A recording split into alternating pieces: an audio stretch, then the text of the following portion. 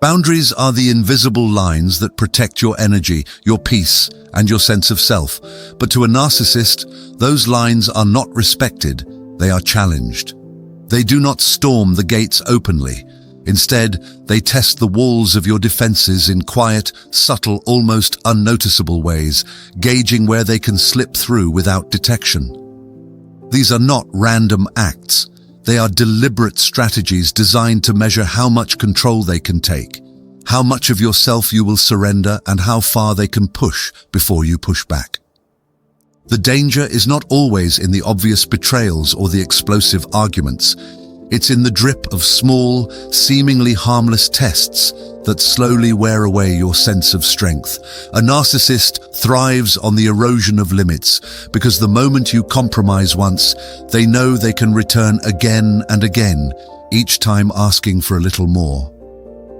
Stoic wisdom says that power is preserved by guarding the self, and if you do not recognize the subtle tests of your boundaries, you hand over control without even realizing it. This video is about exposing those hidden tactics, pulling their strategies into the light, and equipping you with the clarity to see that what feels like coincidence or just a small thing is in fact a calculated probe. Because once you recognize how they test, you will understand that their game only works when you stay blind to it. And the moment you see it for what it is, their tactics collapse against the shield of your awareness and detachment. One of the first and most common ways narcissists test your boundaries is through what seems like harmless, small favors. They might ask you to bend your schedule just this once, to lend them something minor, or to handle a responsibility that should be theirs, disguising the request as casual, insignificant, or even flattering. "I trust you with this. You're the only one I can count on." At face value, it doesn't seem like much, and most people comply without a second thought, but underneath it is a probe. They are checking if you will inconvenience yourself for their comfort. Stoic wisdom says that every concession teaches others how far they can push, and this is the exact psychology at play. The narcissist is not asking for the favor itself. They are asking for evidence of your compliance. If you say yes, even when it slightly disrupts you, you've communicated that your needs can be set aside, and they will remember this. Over time, those little things snowball into constant demands, bigger sacrifices, and the silent training of you to abandon yourself. It's like someone pressing a finger against the edge of a wall. If it gives, they will lean harder and eventually push it down. By recognizing these small favors for what they are, a boundary test, you strip the tactic of its subtlety and reclaim the power to say no without guilt, reminding yourself that your energy is not theirs to ration or consume. Another subtle way narcissists test your boundaries is through playful insults disguised as jokes. They might make a comment about your appearance, your intelligence, or your choices, delivered with a smile or laughter, and then quickly add, "Relax, I'm just kidding," if you show discomfort. On the surface, it feels lighthearted, even normal. After all, people tease each other all the time. But this is not innocent humor. It is a calculated test. What they are really doing is probing your emotional armor to see if you will tolerate disrespect when it is wrapped in charm. Stoic wisdom says that what you laugh at, you permit, and narcissists exploit that truth by hiding cruelty behind comedy. If you accept the jab without pushing back, they register that you are willing to absorb emotional digs as long as they're masked with levity. Over time, these jokes become sharper, more personal, and more frequent, and before you realize it, your self-worth is being chipped away under the guise of humor. It's like someone tapping a blade against your shield. At first, it makes no dent, but repeated strikes weaken the surface until cracks appear. The danger isn't in one comment, but in the gradual erosion of your dignity through repeated toleration. By seeing the tactic for what it is, testing if you will defend yourself, you can cut through the disguise, refuse to laugh at your own expense, and calmly assert that respect is non-negotiable. This shift exposes their joke for what it truly is, a failed attempt at control. A third subtle way narcissists test your boundaries is through selective forgetfulness. They forget the details that matter to you, such as your preferences, your boundaries, or even promises they made, while effortlessly remembering anything that benefits them. For example, they may forget that you asked them not to bring up a painful topic, yet they somehow never forget the things you said in vulnerability that they can use later. This isn't genuine absent-mindedness. It's a test of how much disrespect you will overlook and how tightly you'll cling to their excuses. Stoic wisdom says that consistency is the foundation of trust, and when someone conveniently forgets the things that protect your peace, they are showing you where their priorities lie. If you let it slide, they learn that your boundaries are negotiable, that your needs are optional, and that you will accept the burden of reminding them again and again. It's like leaving your front door unlocked for a visitor who repeatedly forgets to knock. They see it as an invitation to enter whenever they please. The deeper danger is that over time, their selective memory trains you to lower expectations and normalize neglect because you tell yourself, that's just how they are. But clarity destroys this illusion.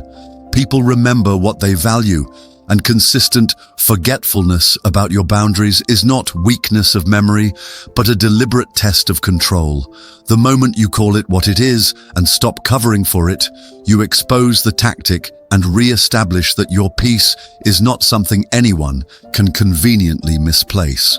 Another insidious way narcissists test your boundaries is through guilt-laced obligations.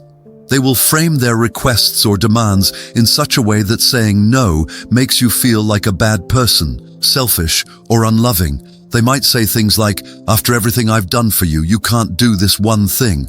Or, if you really cared, you'd understand. On the surface, these statements sound like appeals for fairness or affection, but in truth, they are emotional traps designed to bypass your rational thinking and make you submit out of shame. Stoic wisdom says that guilt is a chain used by manipulators to enslave the unguarded, and narcissists wield it with precision to see how easily you can be pulled into compliance. The tactic is not about the actual request. It's about measuring your sensitivity to emotional pressure. If you fold when guilt is applied, they know your empathy can be weaponized against you. It's like a locksmith testing keys against a door. Not everyone will open it, but once they find the right fit, they know they can enter whenever they want. The more you yield to guilt, the more they escalate, until your sense of duty is so distorted that you confuse exploitation with loyalty. The key is to see that true care never requires coercion, and real respect never demands sacrifice through shame. When you calmly refuse to be controlled by guilt, you signal that your boundaries are rooted in strength, not in fear of disappointing someone else, and that is the point where their test fails and your shield remains intact. Another subtle but powerful way narcissists test your boundaries is through the silent treatment. At first glance, it looks like withdrawal, like they're simply upset and need space, but in reality, it's a calculated experiment. They are testing how much discomfort you can tolerate before you break and chase them. They withhold affection, attention, or communication, not because they truly need distance, but because they want to see if your fear of abandonment will override your self-respect. Stoic wisdom says that silence can either be a weapon or a sanctuary, and the difference depends on who controls it. When you rush to appease someone giving you the silent treatment, you confirm to them that your emotions are easy to manipulate, that they can bend your will by simply disappearing. It's like pulling a lever to release water from a dam. Once they know how the mechanism works, they'll use it every time they want control. But when you recognize the tactic and choose to stay composed, their silence turns from a weapon into their own cage. This is where detachment becomes your greatest ally, because instead of spiraling, you remain grounded and show that your peace is not dependent on their approval. And if you want to master that kind of emotional detachment on a deeper level, to understand the psychology behind why tactics like this work and how to stop them from ever having power over you again, you need to go through Surviving the Toxic Bond. It's my survival guide available as both audiobook and ebook, so you can listen, read, or even do both together to fully absorb it. Download it today through the link in the description and the pinned comment and give yourself the strategies to turn every manipulative silence into nothing more than empty noise. Another subtle way narcissists test your boundaries is by constantly moving the goalposts. At first, they might praise you for doing something a certain way, but the next time, that same action is suddenly not enough or wrong. They shift expectations without warning, forcing you into a constant state of confusion and striving. On the surface, it may feel like they're just being particular or hard to please, but underneath, it's a deliberate manipulation. They are testing if you will exhaust yourself trying to earn validation that will never be stable. Stoic wisdom says that peace comes from clarity, and confusion is the favored tool of those who seek control. When the narcissist changes the standards again and again, they're not looking for perfection, they're looking for submission. If you accept the moving goalposts, you silently agree to play a rigged game where the rules are rewritten every time you get close to winning. It's like chasing a finish line that keeps being dragged further away. The more you run, the more you wear yourself down, until your exhaustion becomes their victory.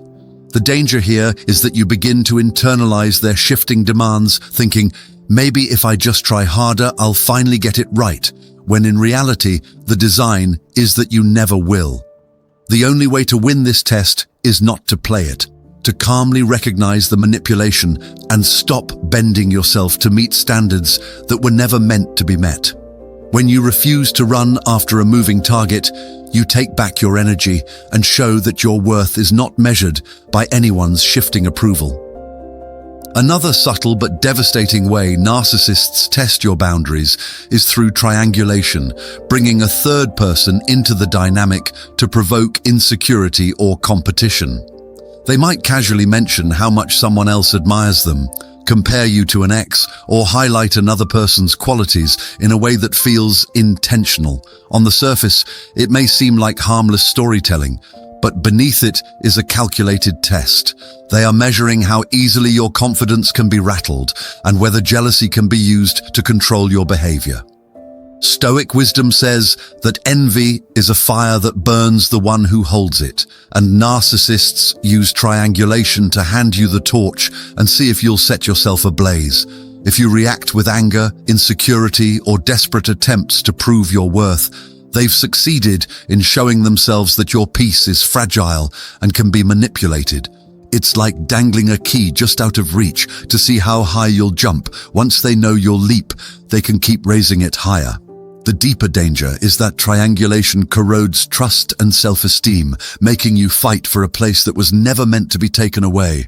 But once you recognize it as a tactic, the illusion collapses. You see that the comparison is not about you being inadequate, but about them probing your strength. When you refuse to compete, when you stand grounded in your own value without scrambling for validation, the game ends before it begins.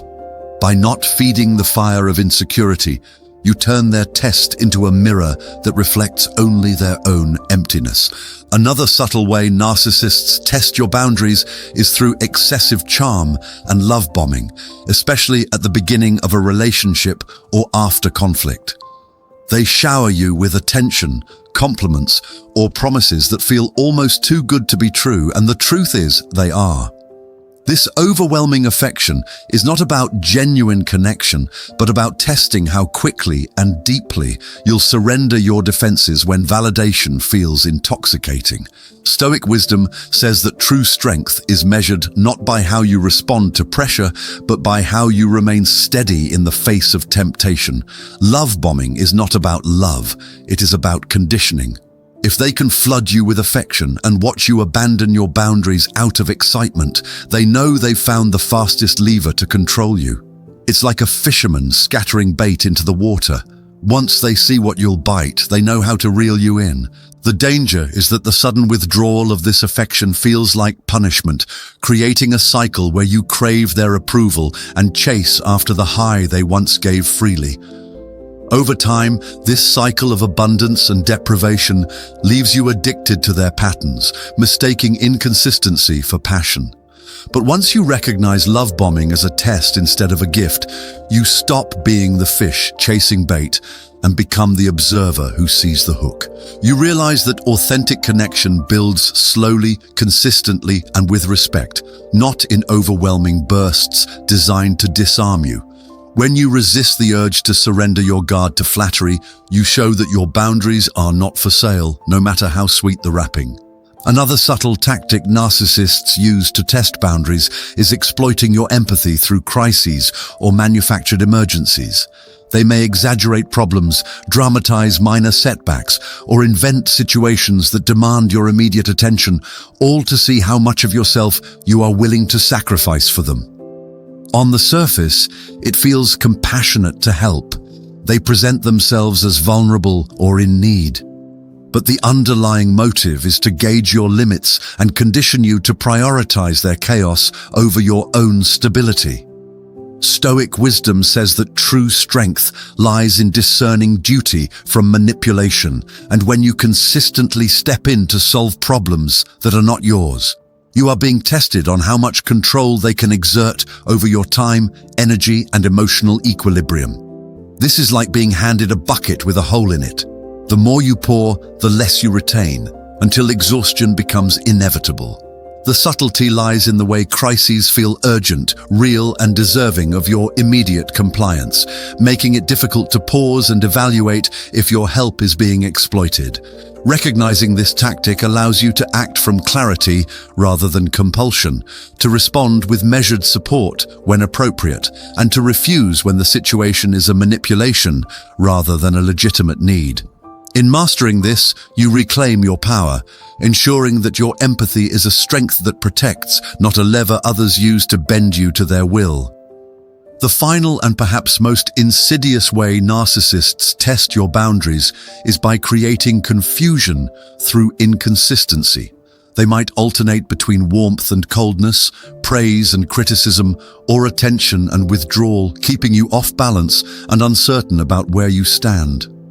This tactic is designed to see how much instability you will tolerate and whether you will chase approval, validation, or clarity that they deliberately withhold. Stoic wisdom says that true power comes from maintaining equanimity in the face of chaos.